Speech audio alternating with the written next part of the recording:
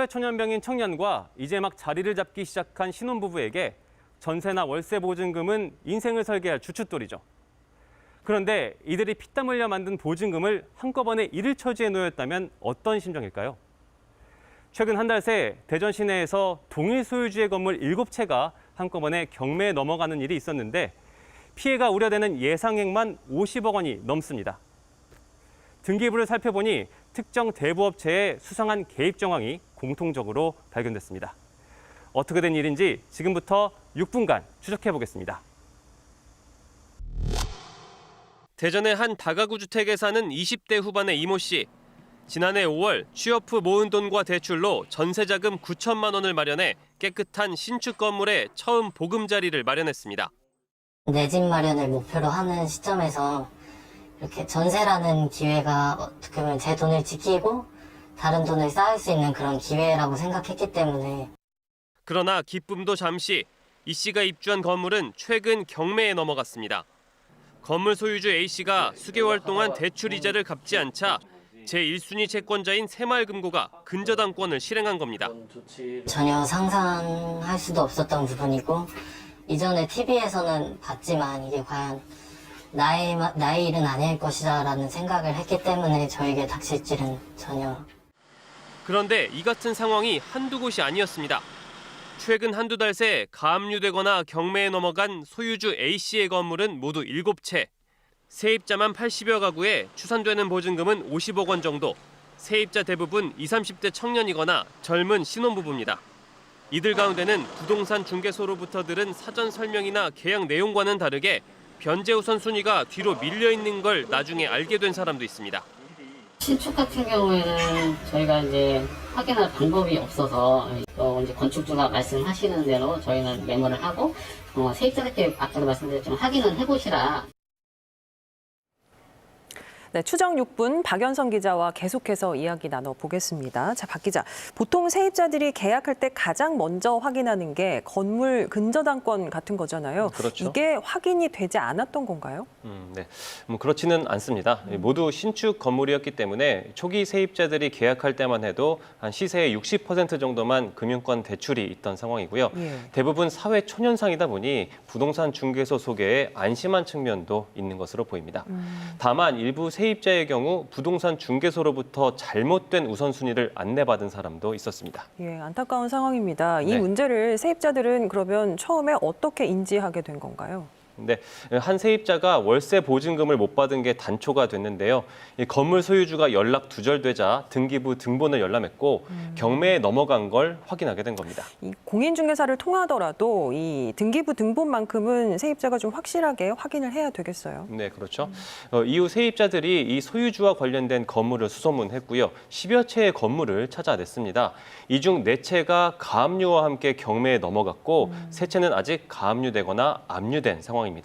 이 경매가 실행되면 세입자들은 이 경매 대금에서 순위에 따라 변제를 받는데 보통 유찰되거나 경매가가 시세보다 낮게 형성이 되기 때문에 세입자들은 보증금을 온전하게 돌려받기가 어려운 상황이죠.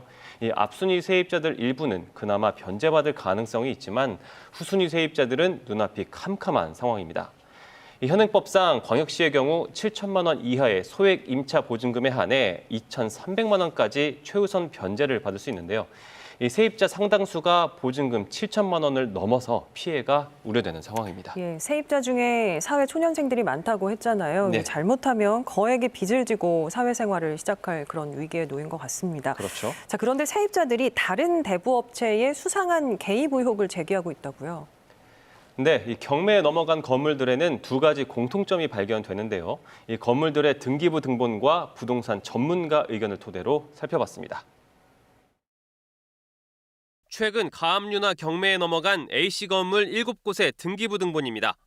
먼저 눈에 띄는 공통점은 생소한 이름의 한 대부업체 이름. 건물 7곳에 모두 수억 원의 근저당권이나 전세권을 설정해놨습니다. 이미 새마을금고나 신협 등에서 거액의 대출로 근저당이 설정돼 있고 세입자 전세 보증금까지 많은 건물에 대부업체가 또다시 수억 원을 빌려준 게 특이합니다. 세입자들은 이를 이상하게 여겨 집주인 A씨와 연락이 끊기기 전 문의를 했는데 A씨는 자신이 해당 대부업체와 긴밀한 관계라는 말로 세입자들을 안심시켰습니다. 동영상에 보시면은 분이 저와 같이 좀 움직이는 하여튼 저랑 같이 움직이시나 보면 돼요. 상황이 이렇다 보니 세입자들은 A씨가 소유 건물들을 경매로 넘어가게 한 뒤 대부업체와 짜고 시세보다 낮게 낙찰받아 건물을 다시 사들이려는 게 아니냐는 의혹을 제기합니다. 계획적이었다고 생각할 수밖에 없어요. 애초에 정상적인 임대 목적이 아니었고 경매에 참여해가지고 헐값에 건물 다시 먹는 거죠. 해당 대부업체의 홈페이지에 들어가 봤습니다. 시세의 60%를 대출받은 대출자에게 20%의 추가 대출을 실행해 이자 수익을 창출하고 금융기관이 판매하는 부실채권을 사들여 1순위 채권자가 돼 경매 등을 진행해 이익을 거두는 NPL 투자 방식이 소개돼 있습니다. 세입자들은 이 투자 방식이 A씨 소유 건물들의 등기부등본에 그대로 나타나 있다고 주장합니다. 전문가 의견도 마찬가지입니다.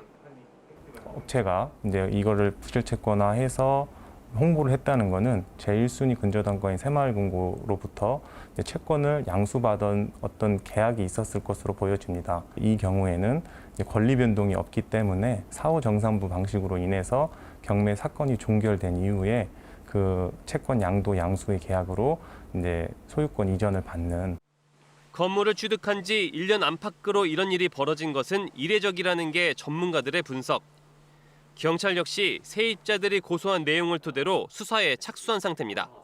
문제된 건물의 제1채권자로 지역 새마을금고 한 곳이 집중된 것도 하나의 공통점입니다.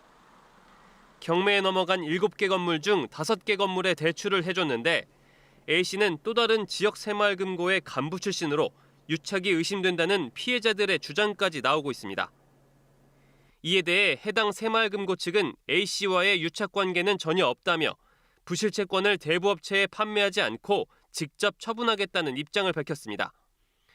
또 대부업체는 건물 소유주 A씨와의 관계를 부인했고 연락이 닿지 않던 A씨는 취재가 들어가자 사기를 당해서 자금이 부족해졌을 뿐 전세 사기 의도는 없다고 해명했습니다. 세입자들의 피와 땀, 눈물, 경매가 실행되거나 채권이 넘어갈 경우 세입자들의 보증금 피해는 불보듯 뻔한 상황. 세입자들의 더 큰 피해를 막기 위해서는 수사기관의 적극적인 수사가 필요해 보입니다. 추정 6분 박연선입니다.